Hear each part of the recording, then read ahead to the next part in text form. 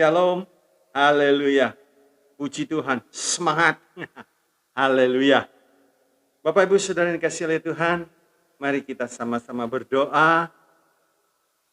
Bapa yang baik, Bapa di dalam sorga, tak henti-hentinya kami terus bersyukur kepadamu. Di tengah sikon bagaimanapun juga kami sangat percaya Tuhan tidak pernah meninggalkan kami. Tuhan selalu menopang kami. Tuhan selalu menyertai kami. Tuhan selalu melindungi kami. Terima kasih Tuhan, terima kasih. Ajar kami sebagai umat-Mu yang senantiasa menaikkan ucapan syukur kepadamu ya Tuhan. Karena Engkau tak henti-hentinya memberkati dan melindungi kami. Bapa, sebentar kami akan mendengarkan kebenaran firman-Mu. Berkati hamba-Mu yang menyampaikan kebenaran, bahkan kami semua yang mendengarkan saat ini, kiranya Roh Kudus memeteraikan setiap kebenaran firman-Mu dalam kehidupan kami, sehingga kami boleh kuat bertumbuh di dalam Tuhan. Terima kasih, dalam nama Yesus kami bersyukur. Amin. Haleluya. Haleluya.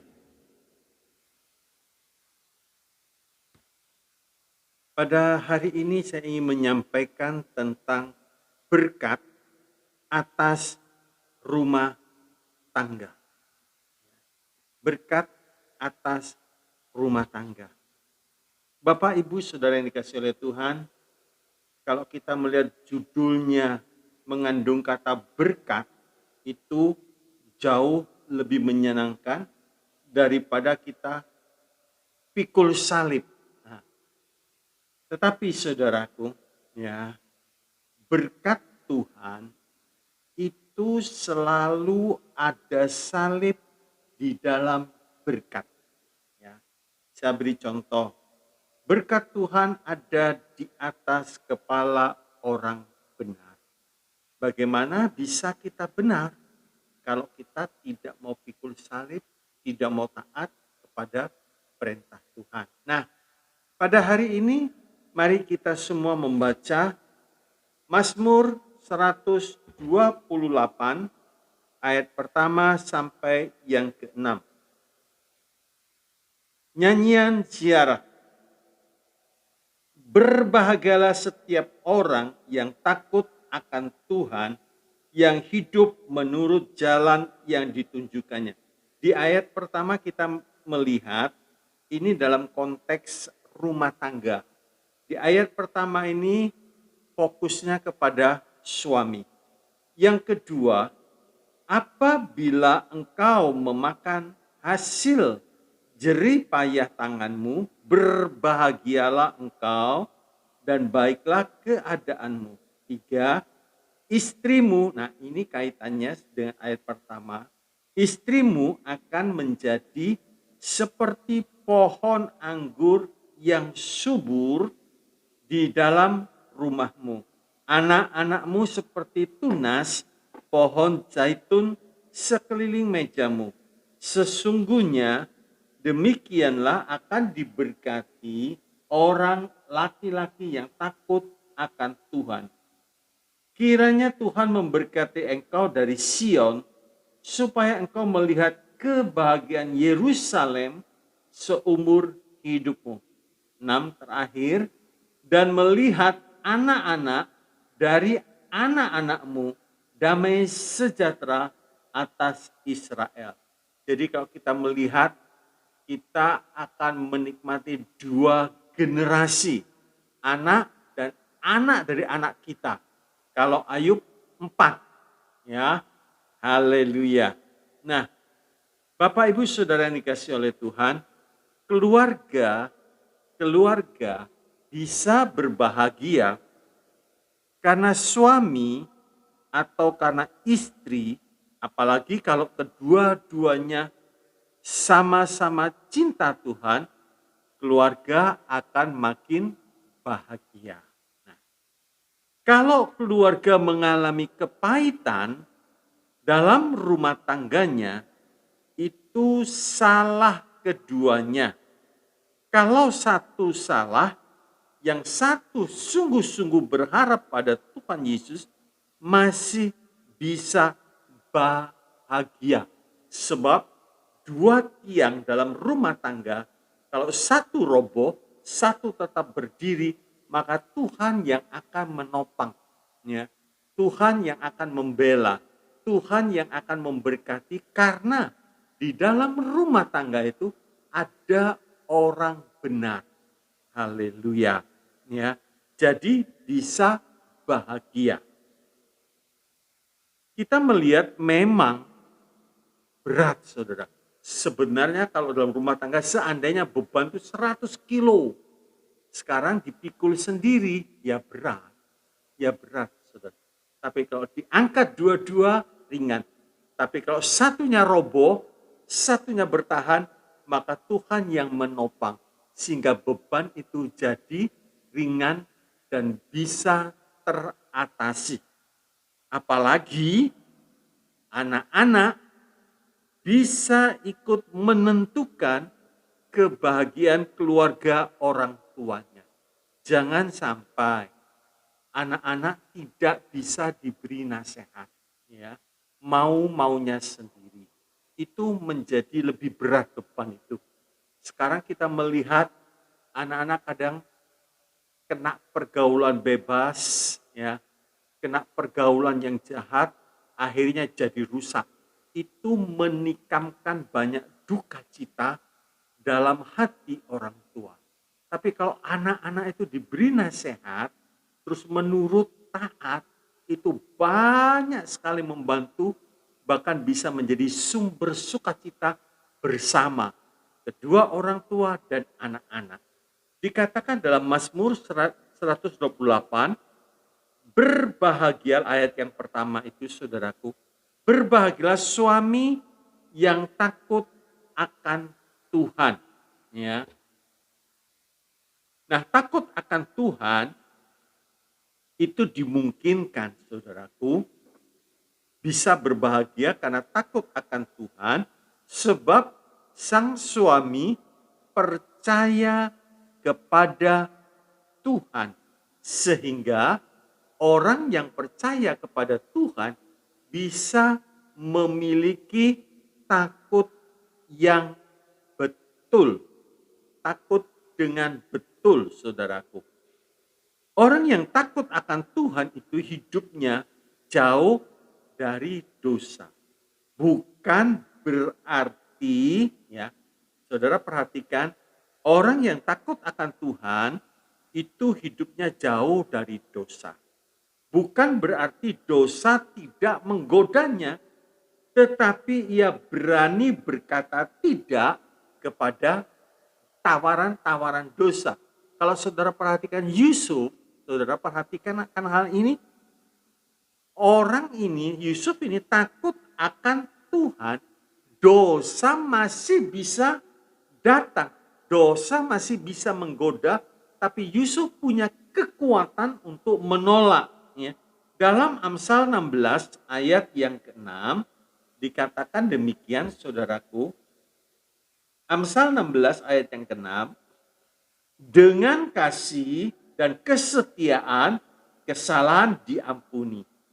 Karena takut akan Tuhan, orang menjauhi kejahatan. Jadi takut akan Tuhan, menjauhi kejahatan.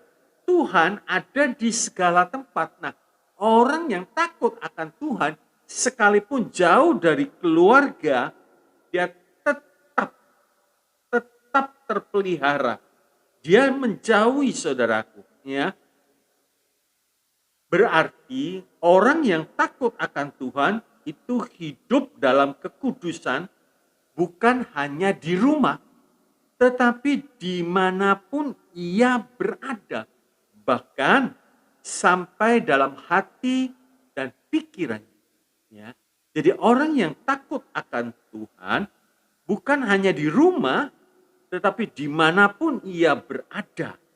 Bahkan sampai dalam hati dan pikirannya. Galatia 5 ayat yang ke-24, Galatia 5, 24, barang siapa menjadi milik Kristus Yesus, ia telah menyalibkan daging dengan segala hawa nafsu dan keinginannya. Jadi kalau orang itu menjadi milik Kristus, dia menyalibkan, dia bisa berkuasa terhadap dagingnya, ya.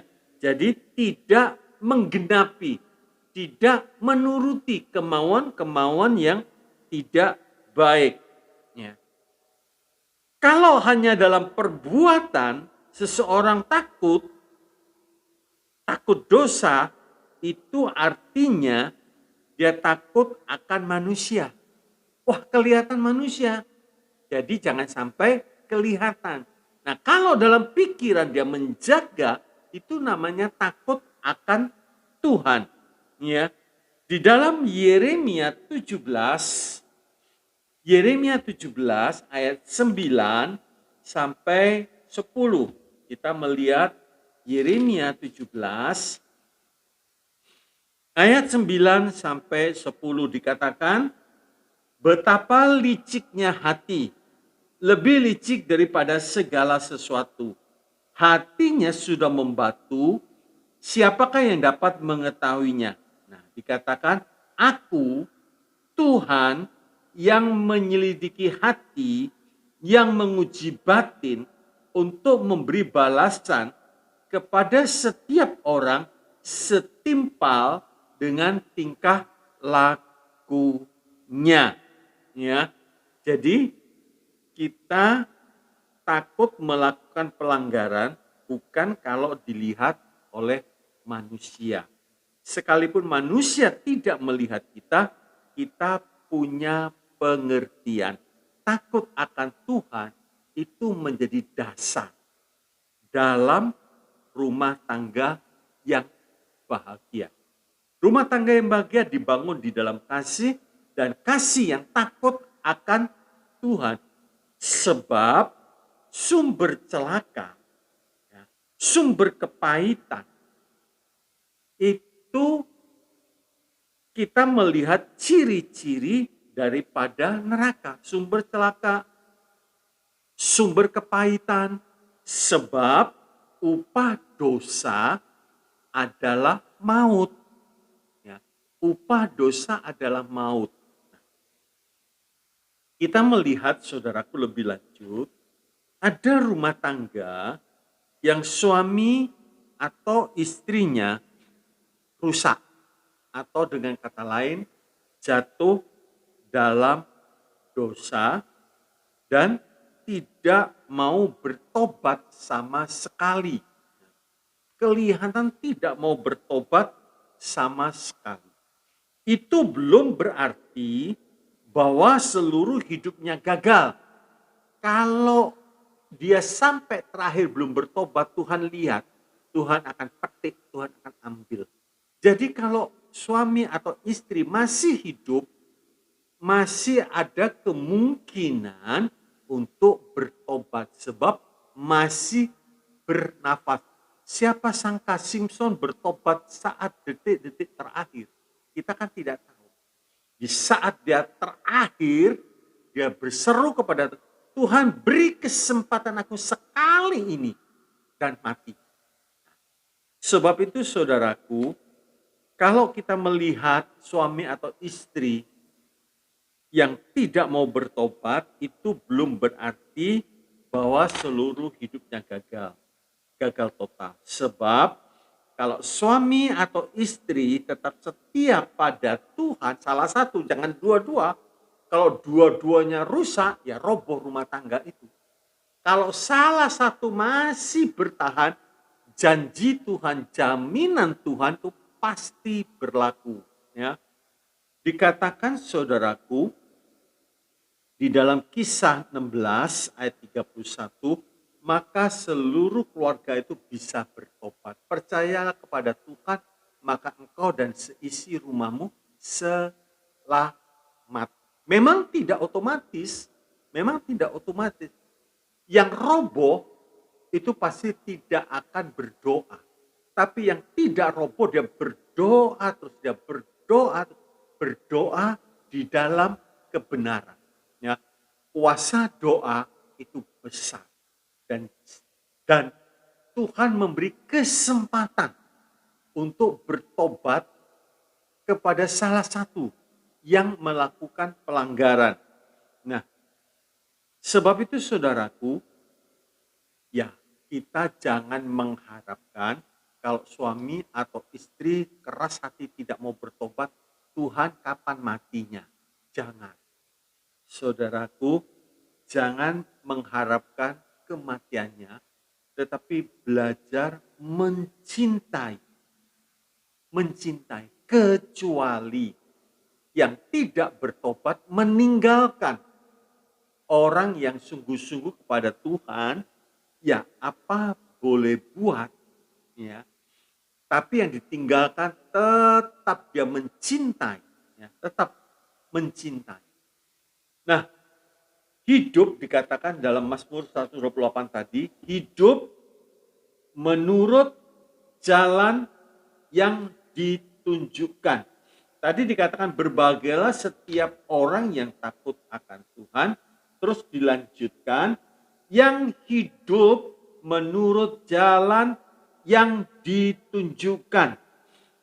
Jalan yang ditunjukkan Tuhan itu jalan yang sesuai dengan kebenaran firman Tuhan, sebab firman Tuhan itu menjadi pelita bagi kaki dan terang bagi jalan kita. Jadi Tuhan memberikan petunjuknya tidak mungkin membuat pelanggaran, ya. Petunjuk dari Tuhan pasti sesuai dengan firman Tuhan. Nah, berarti saudaraku, hidup untuk suami, sebab ini dikaitkan dalam Mazmur 128 ayat 1 itu ditujukan kepada suami, ya. Jadi tinggal di jalan Tuhan itu berarti hidup sesuai dengan firman Tuhan, dan untuk suami itu berarti satu, cinta istri sendiri, ya. Sebab dikatakan Efesus 5 ayat 25, "Hei suami, kasihilah istrimu, jangan mengasihi istri tetangga." Nah, jangan mengasihi istri yang jauh, itu bukan istri saudaraku. Jadi kasihilah istrimu. Nah, cinta itu membuat nikah menjadi semarak, menjadi indah, dan tidak bosan. Sekalipun ada yang salah, nggak mungkin selama menikah tidak pernah melakukan kesalahan. Tetapi bisa mengampuni sebab ada kasih. 1 Petrus 4 ayat 8. Kasih menutup banyak pelanggaran. Ya. Kalau ada kasih, mudah mengampuni, mudah memaafkan. Saudara perhatikan kalau dulu waktu pertama kali tunangan, berapa kali calon suami, calon istri bersalah. Tapi kok mudah? Karena kasihnya limpah. Nah, jangan sampai setelah menikah ada salah sedikit, terjadi benturan yang ramai, terjadi keributan yang ramai. Para suami mengasihi istri bukan karena nafsu, tapi karena cinta dan melihat bahwa istri itu adalah kaum yang lebih lemah, ya. Jadi harus bertindak bijaksana. Yang kedua, sikap yang baik dan bijak, ya. Jadi yang kedua, sikap yang baik dan bijak. 1 Petrus 3 ayat yang ke-7. Jadi para suami, ingat istri kaum lebih lemah. Dalam 1 Petrus 3 ayat 7, suami harus memiliki sikap yang baik dan bijak terhadap istrinya. Kepada bejana, istri bejana yang lemah. Ya. Yang ketiga, saling menguatkan, menjadi penolong yang sejodoh. Ya. Saling menguatkan, menjadi penolong yang sejodoh. Pengkhotbah 4 ayat 9 sampai 12. 1 gampang dikalahkan. Dua lebih kuat. Tali yang ketiga gak bisa putus. Tali yang ketiga itu Kristus ada dalam rumah tangga. Sebab itu Kejadian 2 itu keadaan istri harus seperti ini. Kejadian 2 ayat yang ke-18. Dikatakan demikian, Tuhan Allah berfirman, ini tidak baik kalau manusia itu seorang diri saja. Jadi pada waktu Tuhan melihat Adam, nggak baik, dia sendiri saja. Dan Tuhan Tuhan akan menjadikan penolong baginya yang sepadan dengan dia. Para istri mesti sadar, ya, suami tanpa istri itu lemah. Sebab dikatakan justru dalam firman ini yang kuat tuh istri. Istri menjadi penolong. Penolong pasti lebih kuat, saudaraku. Nah, penolong yang jodoh, rayuan dan godaan, hawa nafsu seks di luar itu banyak bahkan limpah. Sebab itu istri jadi penolong, ya, bukan jadi penuduh. Terus memojokkan, enggak, saudara. Ya. Dikatakan tadi kitab Pengkhotbah 4, kalau ada Kristus di tengah-tengahnya di ayat 12, Pengkhotbah 4 ayat 12, itu berarti ada kesucian nikah, ada ketaatan, maka hidup nikahnya bisa bebas dan menang dari semua godaan dan gangguan. Ya. Saudara bisa perhatikan, satu bisa jatuh, dua lebih kuat, ketiga kalau bisa ngundang Kristus di dalam rumah tangga, berarti harus hidup dalam kebenaran. Nah, kalau ada Kristus kuat.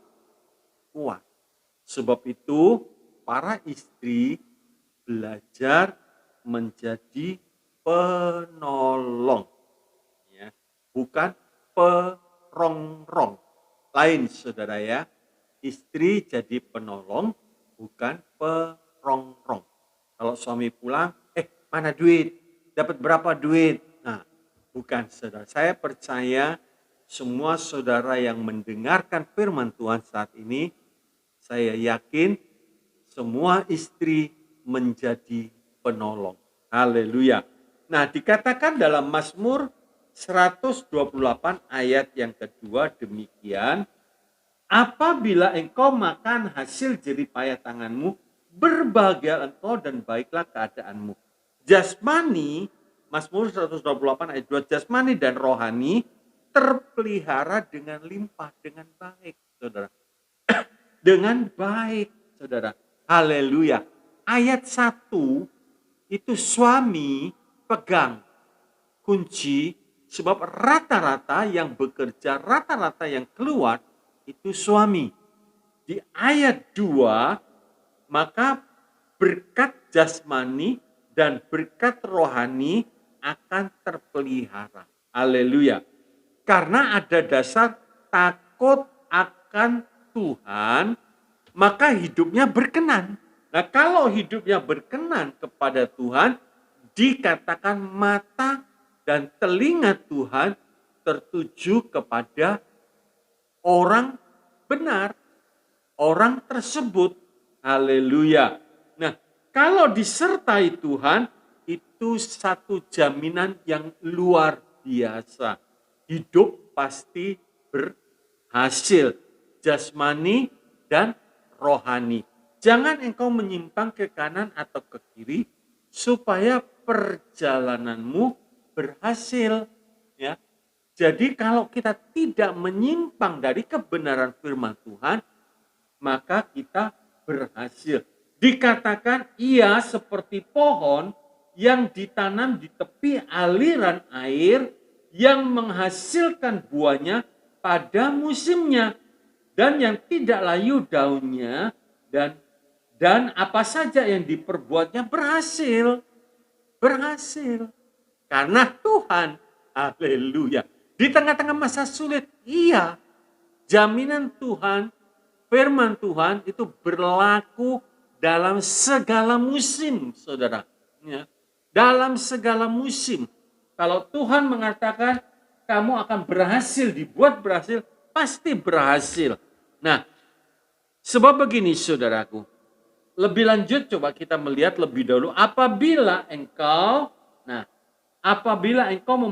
memakan hasil jeripayah tanganmu, ya, makan hasil jeripayah. Ada orang yang diberkati, menerima keuntungan, tetapi tidak bisa menikmati berkat itu. Ada bekerja dapat keuntungan, tapi tidak bisa menikmati. Waktu mau menikmati, waktu mau makan, sakit kolesterol, sakit jantung, sakit diabetes, saudaraku, ya, sakit lever, sakit ginjal, dapat berkat, tapi tidak bisa menikmati. Bersyukurlah kalau kita diberkati Tuhan plus bisa menikmati berkat itu. Pengkhotbah 6 ayat yang kedua. Pengkhotbah 6 ayat yang kedua. Orang yang dikaruniai Allah kekayaan, harta benda dan kemuliaan, sehingga ia tidak kekurangan suatu pun yang diingininya.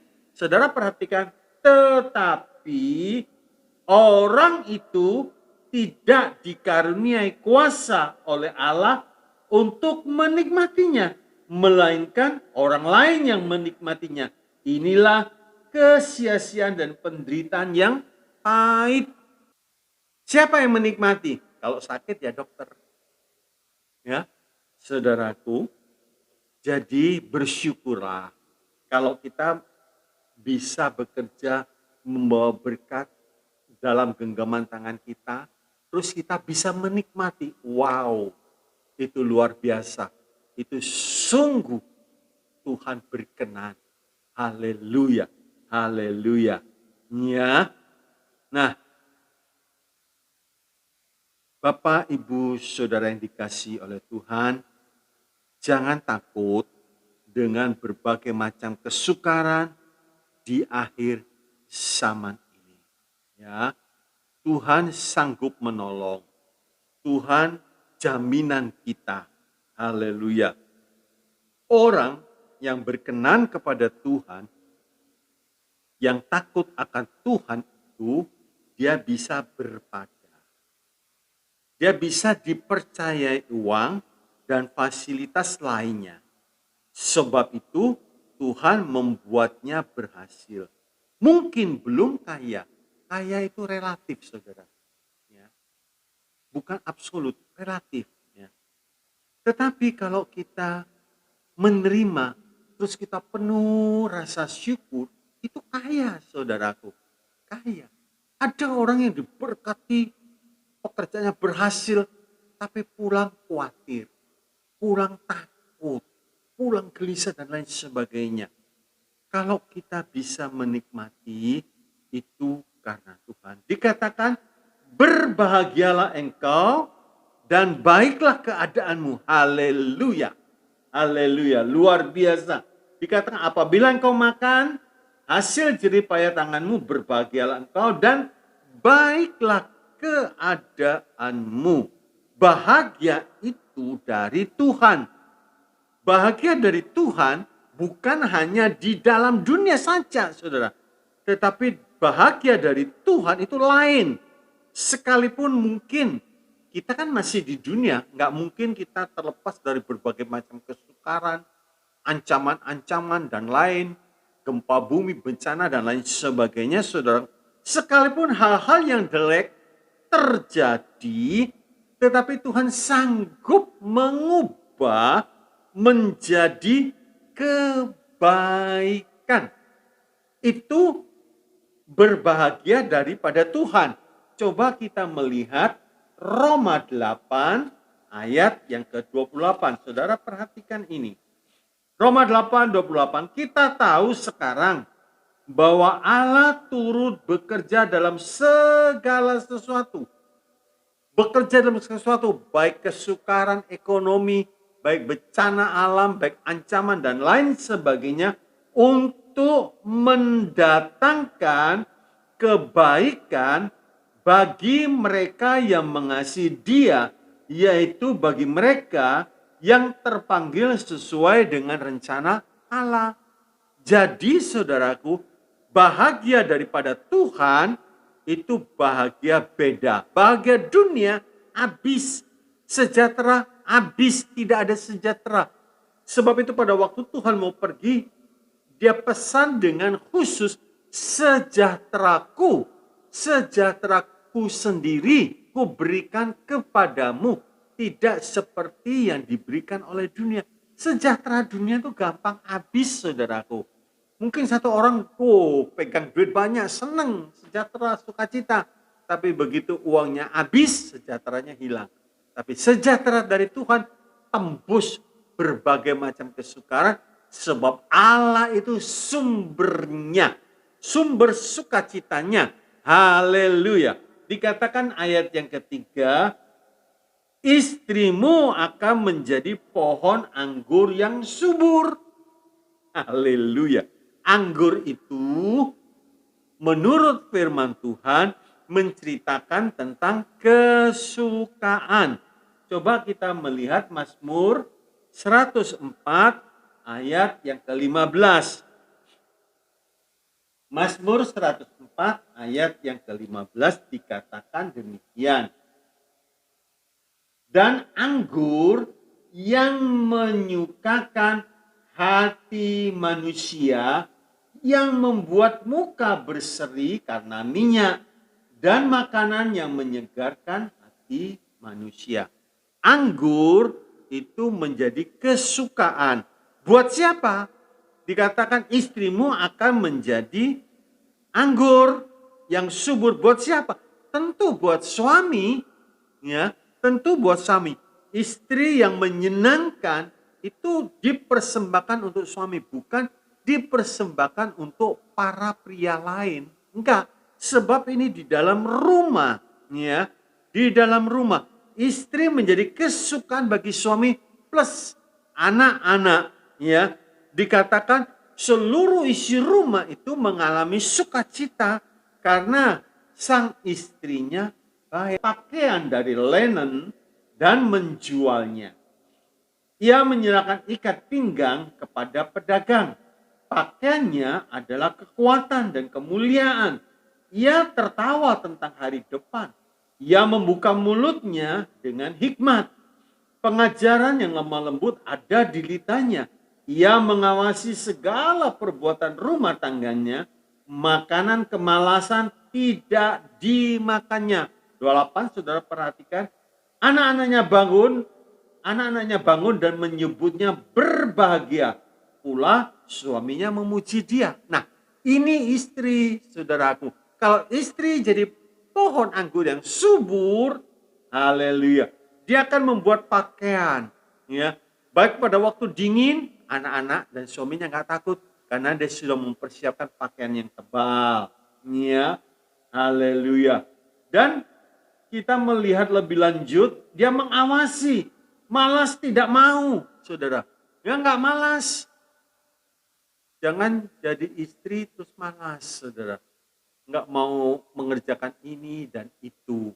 Dapur berantakan dan lain sebagainya. Suami mau makan, tidak ada makanan. Nanti pembantu yang menyediakan. Dan seterusnya. Ya. Anak-anak bangun, mama lapar, nggak ada makanan. Nggak ada tuh, bikin telur mata sapi, mata kebo jadi, saudara, dan seterusnya. Suaminya, ya, kalau orang Jawa bilang nelongso, tinggal elus-elus dadanya. Ya, nah, Bapak Ibu Saudara yang dikasih oleh Tuhan, kalau suami takut akan Tuhan dan berjalan di jalan Tuhan, maka istrinya menjadi pohon anggur yang subur. Haleluya. Haleluya. Saya lanjutkan. Lawan pokok anggur. Nah, kalau istri nggak mau jadi pokok anggur yang subur, maka lawannya adalah pokok duri. Suka bantahan, suka ngomel, suka ngambek, dipegang nusuk. So. Ini menjadi pokok duri. Coba kita lihat Kejadian 3 ayat 18. Semak duri dan rumput duri yang akan dihasilkannya bagimu dan tumbuh-tumbuhan di padang akan menjadi makananmu. Para istri, bukan berarti suami nggak ada salah. Suami doanya tidak didengar kalau memperlakukan istrinya tidak baik. Coba saya bacakan dulu, baru nanti saya lanjutkan. Di dalam 1 Petrus 3 ayat yang ke-7. 1 Petrus 3 ayat 7, demikian juga kamu hai suami-suami, hiduplah bijaksana dengan istrimu sebagai kaum yang lebih lemah. Hormatilah mereka sebagai teman pewaris dari kasih karunia, yaitu kehidupan, supaya doamu jangan terhalang. Kalau suami berlaku kasar kepada istri, dia berdoa, doanya terhalang, doanya tidak didengar. Ya, saya lanjutkan lagi tadi. Kalau istri tidak menjadi pokok anggur yang subur, dia pasti menjadi pokok duri. Ya, suka mencucuk, ya, menyakiti, tindakannya, perbuatan, dan lain sebagainya, sehingga suami seperti ini nggak betah di rumah. Tapi kalau suami itu takut akan Tuhan, sekalipun istrinya jelek, ya permisi bicara, istri jelek itu namanya Isabel. Isabel deh. Nah, begitu saudara ya. Tapi suami yang takut akan Tuhan, ya tetap mengasihi istrinya. Ya, saya percaya saudaraku, kalau istri ada Yesus dalam kehidupannya, dia tidak mungkin memberi pokok duri kepada suami dan anak-anaknya. Dia pasti menghasilkan pokok anggur, mengeluarkan kemanisan, mengeluarkan sukacita, sehingga anak-anaknya berbahagia memiliki ibu seperti ini, ya. Nah, istri yang menjadi anggur itu mengasihi suami dan tunduk kepada suami. Dikatakan demikian dalam 1 Petrus 3 ayat 1. Demikian juga kamu, hai istri-istri. Nah, nama istri siapa? Mungkin namanya, ya saya nggak berani, mungkin Tumini, mungkin saudara ya. Hai, demikian juga kamu Tumini, tunduklah kepada suamimu. Nah, istri sini ganti nama para istri di sini saudaraku, supaya jika ada di antara mereka yang tidak taat kepada firman, mereka juga tanpa perkataan dimenangkan oleh kelakuan istrinya. Berapa banyak suami yang ogah bertobat karena kelakuan istrinya, kecerewetan istrinya, kejudesan istrinya, saudara, suka marahnya, sehingga suami ogah. Ya. Sebab itu dikatakan suami akan dimenangkan oleh kelakuan istrinya tanpa sepatah kata pun. Jadi tidak terjadi pertengkaran, ya, keributan. Ayat yang keempat dikatakan demikian, 1 Petrus 3 ayat 4. Tetapi perhiasanmu ialah manusia batinia yang tersembunyi dengan perhiasan yang tidak binasa yang berasal dari roh yang lemah lembut dan tentram yang sangat berharga di mata Allah. Kadang-kadang para istri lebih suka bersolek, kelihatan jasmaninya wow, sangat cantik, tapi orang dalamnya, batinnya jelek. Jelek, saudara. Tidak bisa tunduk, suka bantahan. Tapi perhiasan yang baik sesuai dengan firman Tuhan itu perhiasan batin. Ya, lemah lembut, penuh kasih, tunduk kepada suami, dan seterusnya. Ya. Memang hal ini seringkali ditolak oleh istri. Menurut istri nggak masuk akal itu. Masa saya benar suruh tunduk, nanti jadi keset. Enggak, kalau firman Tuhan menyuruh ya taati, saudaraku. Ya. Sebab ini resep. Resep dari Tuhan itu kalau dikerjakan pasti berhasil. Kalau kita sakit kita pergi ke dokter. Dokter memberikan resep. Nah, kita percaya enggak dengan resep itu? Kalau kita percaya, kita ke apotek, kita beli. Nah, kita minum, maka kita sembuh. Kalau resep dari Tuhan dipercaya oleh istri, maka istri rumah tangga hidup dengan penuh kerukunan, penuh dengan damai, penuh sukacita, sebab yang menciptakan laki dan perempuan itu Tuhan. Jadi Tuhan ngerti betul bagaimana caranya membuat rumah tangga supaya harmonis. Dengan jalan istri harus tunduk kepada suami. Suami dengar ini. Nah, hari ini gua menang. Istri lu dengar ya itu firman. Bukan begitu, saudaraku. Ya, bukan begitu. Dua-duanya istri tunduk, suami juga mengasihi.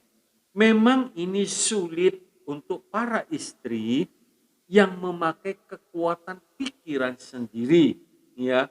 Sulit, apalagi kalau suaminya tidak bertobat, waduh, lebih sulit. Gak bisa, Pak. Itu suami saya mau-maunya sendiri, menang-menang sendiri. Kasar banget, Pak, dan lain sebagainya. Percayalah, kekuatan istri terbatas. Tapi kekuatan istri bersama dengan Roh Kudus tanpa batas. Hati raja dalam tangan Tuhan. Coba kita melihat, ya, apalagi cuma hati suami. Hati raja dalam tangan Tuhan. Amsal 21 ayat yang pertama. Hati raja seperti batang air di dalam tangan Tuhan. Dialirkannya kemana ia ingini. Ya. Hati raja dalam tangan Tuhan. Tuhan mau mengalirkan ke kanan, ke kiri, ke kiri. Jangan kita membatasi Tuhan. Bagian kita kerjakan, bagian Tuhan yang mengerjakan. Jangan pikiran ini jalan dulu, saudara. Kalau istri berkata nggak bisa, cara seperti itu nggak bisa. Kalau suami nggak kukerasi, kalau suami nggak pukul, nggak bisa tobat. Itu menurut pikiran cara manusia. Terkutuklah orang yang mengandalkan kekuatan. Tapi kalau kita mengandalkan Tuhan, diberkati oleh Tuhan. Haleluya, haleluya. Percayalah saudaraku, Roh Kudus akan memberi kekuatan, Roh Kudus akan menyertai kalau orang itu mau taat akan perintah Tuhan. Dikatakan lebih lanjut dalam Mazmur tadi, di dalam rumahmu. Haleluya. Berkat suami dan istri itu yang paling merasakan lebih dahulu adalah rumah tangga kita, bukan orang lain, saudaraku.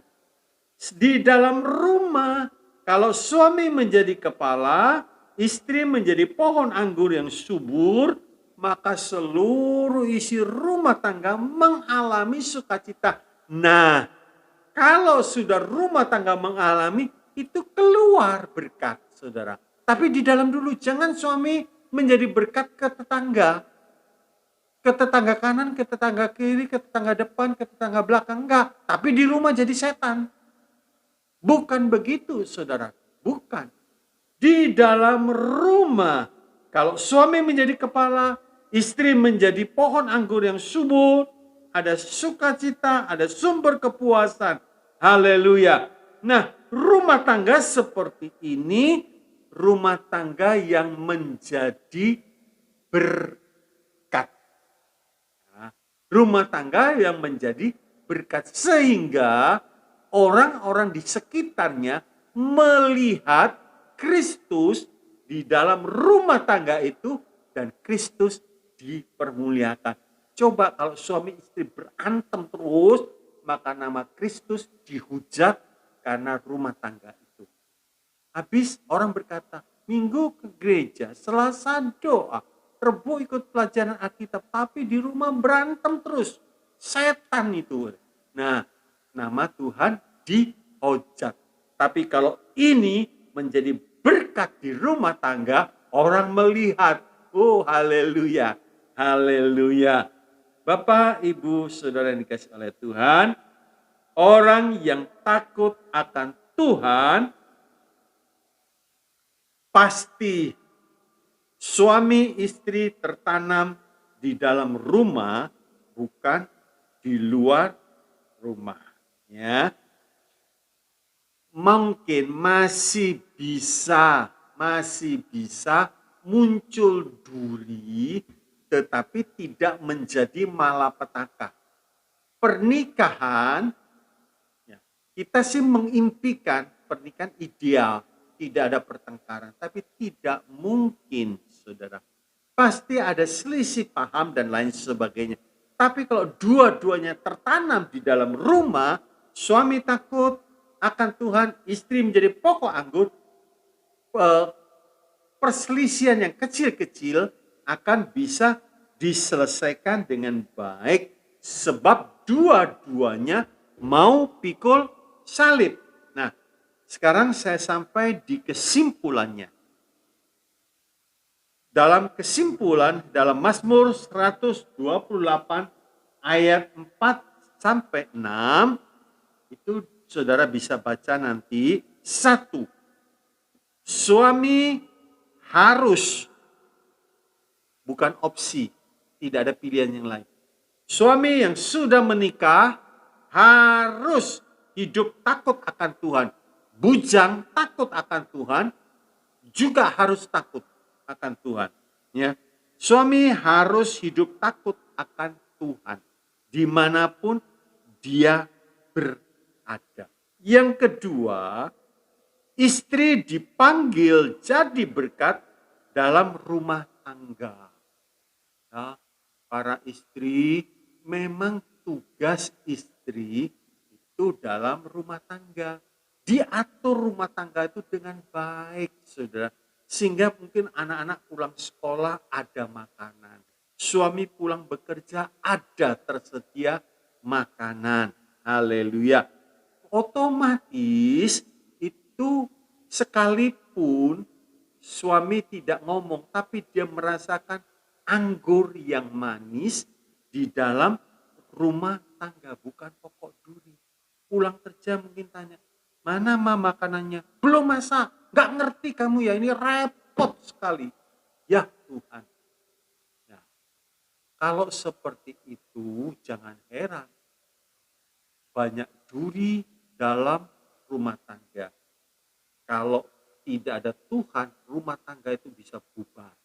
Tapi pernikahan orang Kristen tidak ada alasan untuk bubar. Apapun situasinya, tidak ada alasan untuk bubar. Perceraian, dikatakan oleh firman Tuhan, aku benci perceraian. Jangan sampai bercerai. Diatasi, ditangani kesukaran itu. Ya. Yang ketiga, tugas suami istri mendidik anaknya sesuai dengan firman Tuhan. Jangan, sudah ke papa saja, mama nggak mampu. Yang papanya bilang, sudah ke mama aja. Mama lebih didengerin sama anak-anak. Dua-dua. Suami istri harus mendidik anak-anak sesuai dengan firman Tuhan. 3, kalau rumah tangga mengalami kepahitan, bereskan, jangan ditinggal.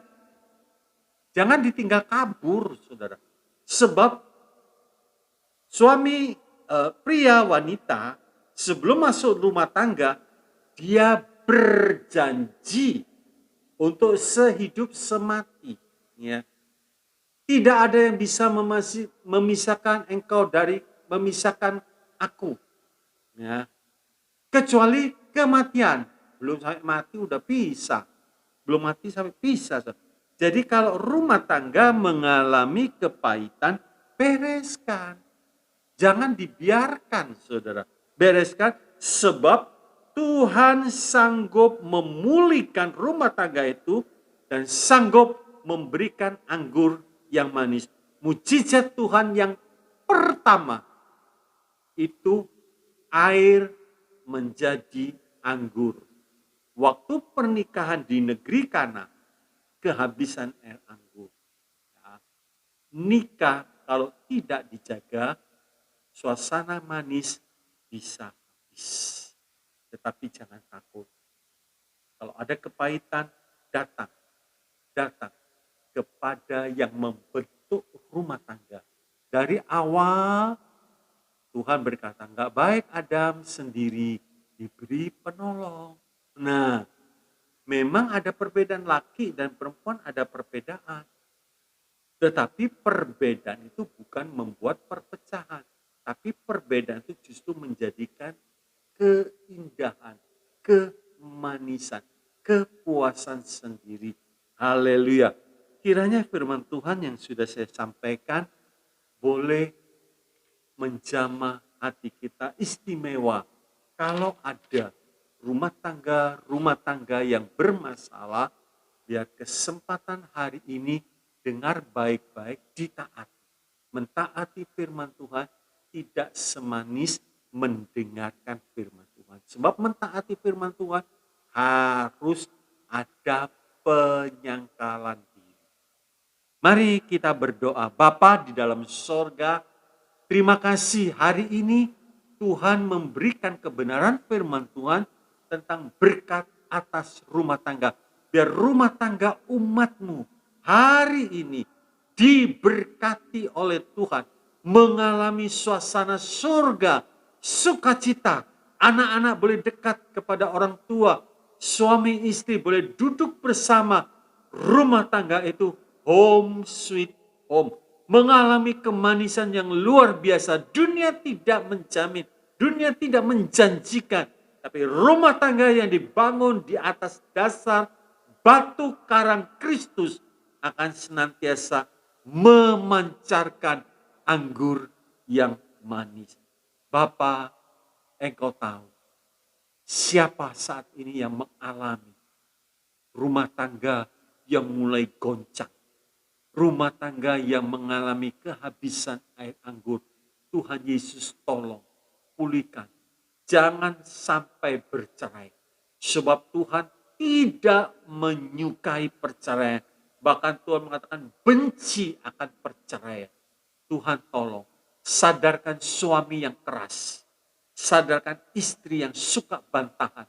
Biar mereka boleh tunduk dan suami boleh mengasihi istrinya kembali. Dan hamba-Mu yakin rumah tangga seperti ini mengalami kemanisan yang luar biasa. Home sweet home terjadi. Terima kasih Tuhan Yesus. Terima kasih. Hamba-Mu berdoa bagi yang mendengarkan. Bapak juga jemaat. Di saat mereka keluar bekerja. Tuhan, dunia tidak memberikan jaminan. Dunia tidak memberikan kepastian.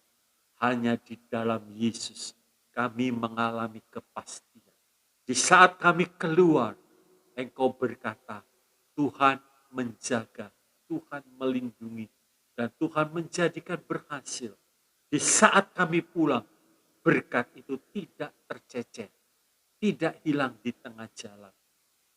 Bapa berkati rumah tangga umat, berkati suami, berkati istri, berkati anak-anak. Biar mereka semua mengalami kasih Tuhan dalam persekutuan rumah tangga. Berkati kesehatannya, berkati masa mudanya, berkati keuangannya, berkati pelayanan. Terima kasih Tuhan Yesus, kami serahkan semuanya dalam tangan-Mu dan kami percaya kami memiliki Allah yang hidup, Allah yang sangat baik, Allah yang selalu peduli kepada kehidupan umat. Terima kasih, dalam nama Tuhan Yesus, hamba-Mu bersyukur. Mari kita mau angkat tangan kita. Bapak, Ibu, Saudara yang dikasihi oleh Tuhan, terimalah saat ini berkat kasih dari Allah Bapa, damai sejahtera sukacita, perlindungan dari Tuhan kita Yesus Kristus, kuasa di dalam persekutuan Allah Roh Kudus, limpah dengan karunia-karunia roh dan buah roh, menyertai perjalanan hidup kami, dan hidup kami selalu mengalami kemenangan bersama dengan Tuhan. Sampai Tuhan Yesus datang kembali, kami tetap menang sebagai pemenang. Dalam nama Tuhan Yesus, berkat ini diberikan. Haleluya. Semua yang percaya katakan amin. Tuhan Yesus memberkati.